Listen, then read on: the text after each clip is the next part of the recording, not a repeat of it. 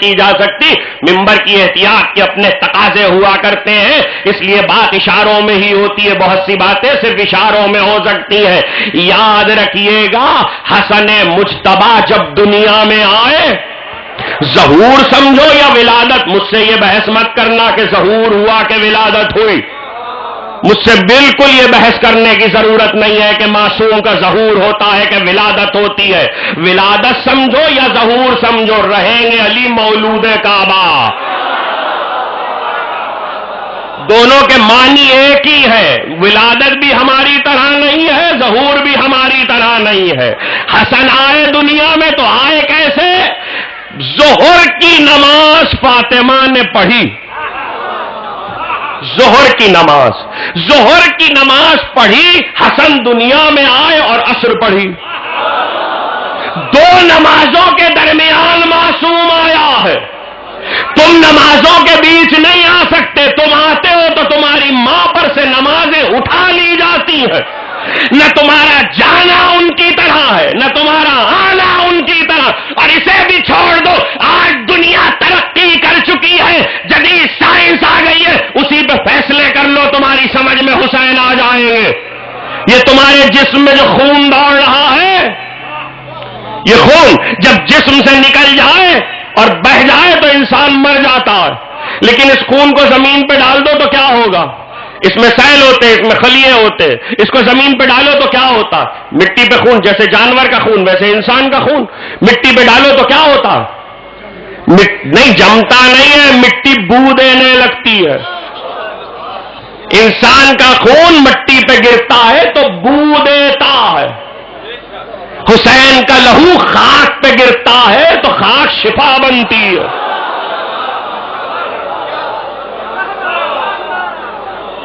اگر حسین کو تم انسان سمجھے ہو، حسین نہ تم جیسا نہ تم حسین جیسے، یہ کوئی ایسی بات نہیں تھی جسے آپ نے ہلکے سے سن لیا. حسین کا لہو جب خاک پہ گرتا ہے تو خاک شفا بنتی ہے. یہ اعزاز کائنات میں صرف حسین کو حاصل ہے کہ حسین کی وجہ سے خاک شفا ہوئی ہے. لیکن میں آپ سے ایک بات پوچھوں، بچپن سے لے کے یہ عمر آپ کی ہو گئی، خاک شفا ہے، خاک شفا ہے، خاک شفا ہے. خاک شفا آپ کو شفا دیتی ہے، اس کا مطلب ہے کہ خاک شفا دنیا کے مرض کی امراض کی دوا ہے نا. تو اب میں آپ سے ایک بات پوچھوں، بازار سے، یہاں بہت سے لوگ بیٹھے ہوئے جن کا تعلق میڈیکل سے ہے، بازار سے کوئی دوا ذرا خریدنا تو اس دوا پہ ایک تاریخ لکھی ہوتی ہے. وہ تاریخ اس لیے لکھی ہوتی ہے کہ اس تاریخ کو یاد رکھنا، اس تاریخ کے بعد یہ دوا نہیں رہے گی، زہر بن جائے گی. اس تاریخ کو یہ دوا ایکسپائر ہو جائے گی، دوا بھی مر جائے گی.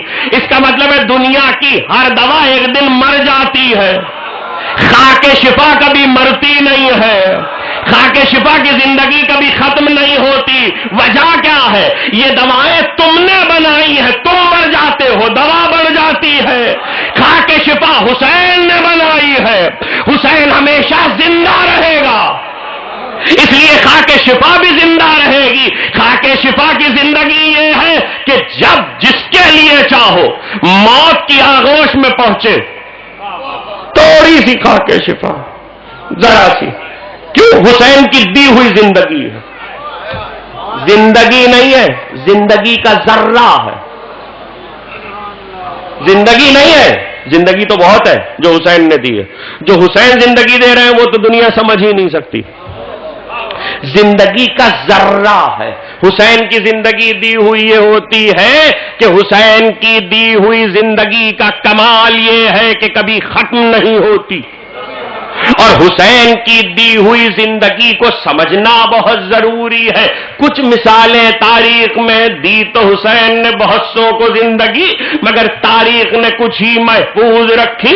بچپن سے سنتے آئے ہو کہ وہ آیا تھا اور اس نے آ کر نبی کی خدمت میں یہ کہا تھا کہ اے مسلمانوں کے رسول، میرے اولاد نہیں ہے، میرے بیٹا نہیں ہے، تو میں اولاد نرینہ چاہتا ہوں. تھا کون؟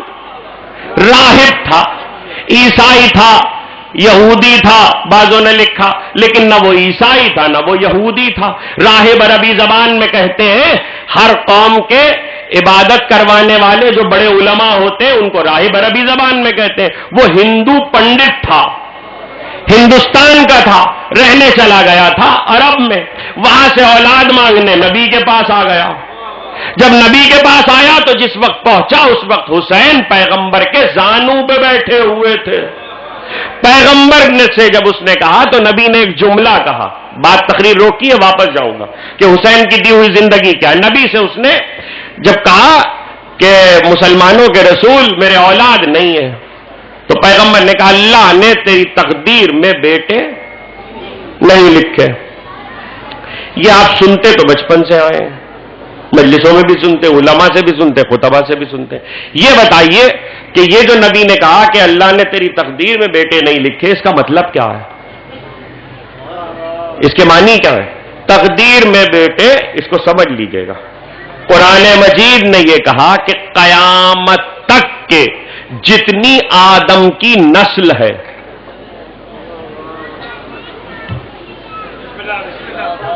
صلوات بھیجو محمد والے.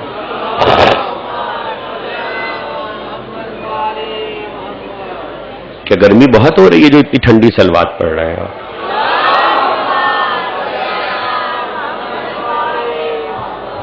قیامت تک آدم کی نسل میں جتنی اولادیں پیدا ہونے والی ہیں, عالم ذر میں اللہ نے انہیں آدم کے صلب سے نکالا. توجہ کیجیے گا, آدم کے صلب سے ان کی روحوں کو نکالا اور سامنے جمع کیا اور پھر ان سے ایک اقرار لیا.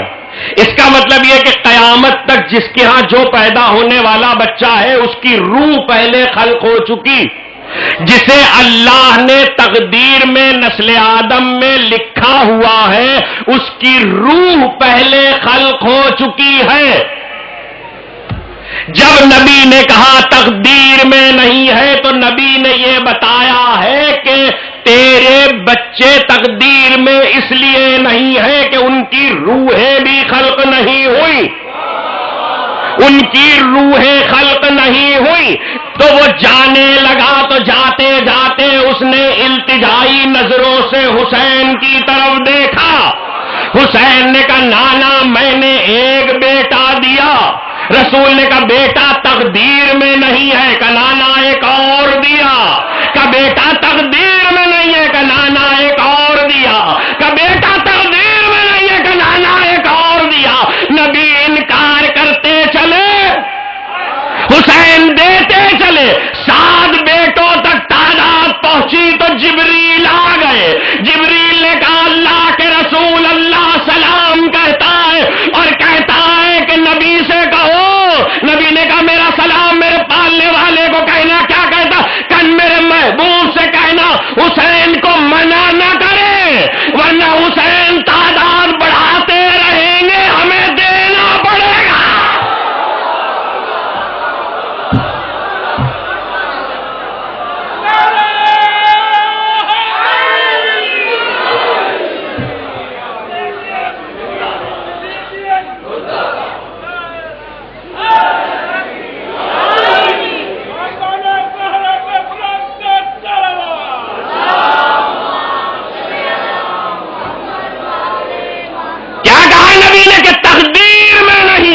اس کا مطلب ہے نبی نے بتایا تھا کہ یاد رکھنا ان کے راہب کے بیٹوں کی روحیں بھی خلق نہیں ہوئی. تو آپ کیا سمجھتے حسین نے جو بیٹے دیے وہ کیا دیے؟ حسین نے کہا میں نے دیے جن کی روحیں صلب آدم میں نہیں تھی. اب سمجھ میں آیا؟ اشہد انک کنت نورا فی الاسلاب الشامخہ. صلبوں سے گزرنے والا ایک حسین ایسا ہے جن کی روحیں آدم کے صلب میں بھی نہیں ہے, ان روحوں کو خلق کر کے دے رہا ہے. اب مجھے معلوم ہے آپ پریشان ہو کے جلدی سے کہیں گے مولانا شرک کر گئے کہ یہ کہہ گئے حسین خالق ہے, حسین خلق کرنے والا ہے. جاؤ قرآن کی آیت پڑھو, فتبارک اللہ احسن الخالقین. اللہ خلق کرنے والوں میں بہترین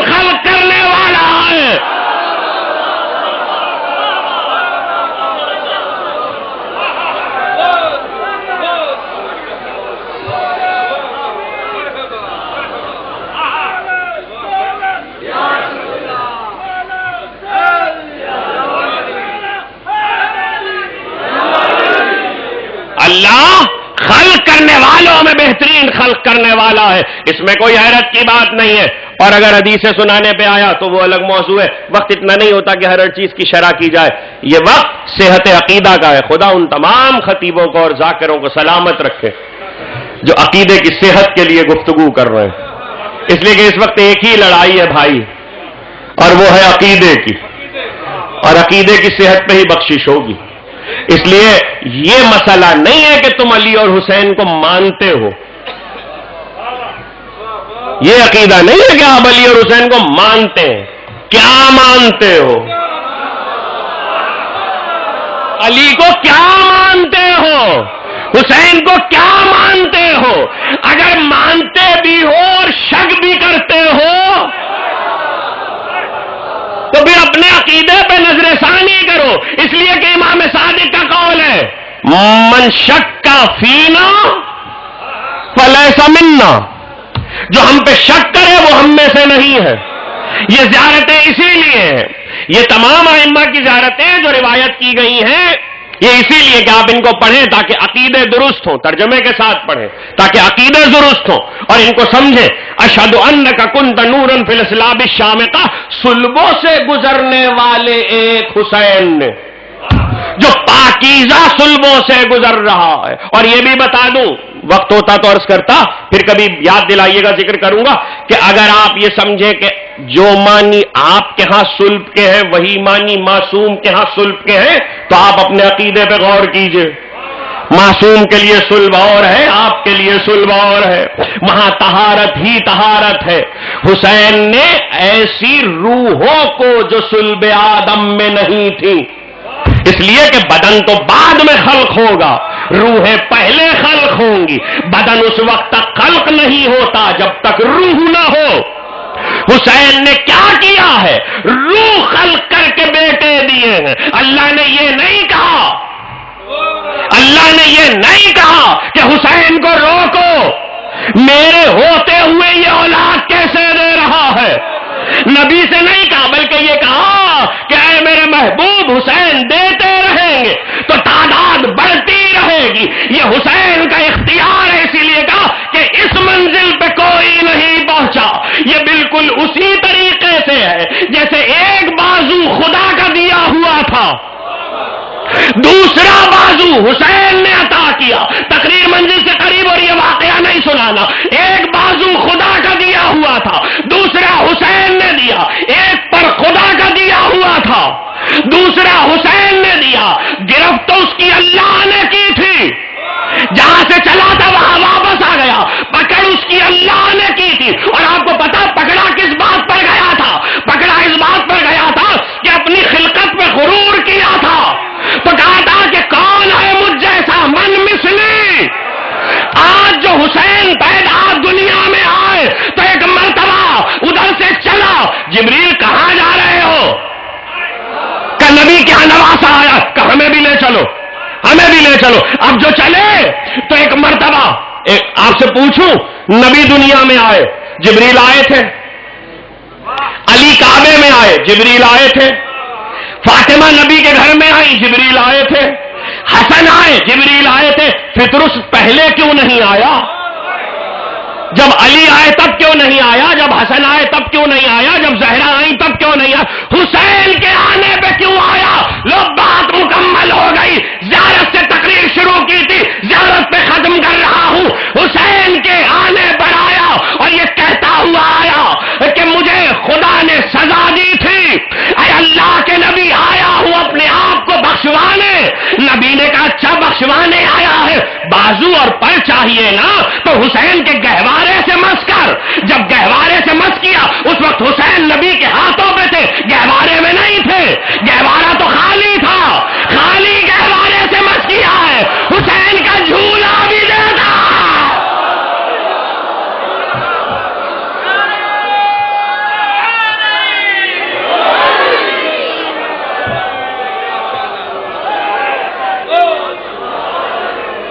بات ختم کر رہا ہوں، دو چار جملے سنیے اور مجھے اجازت دیجیے۔ حسین کے گہوارے سے مس کیا۔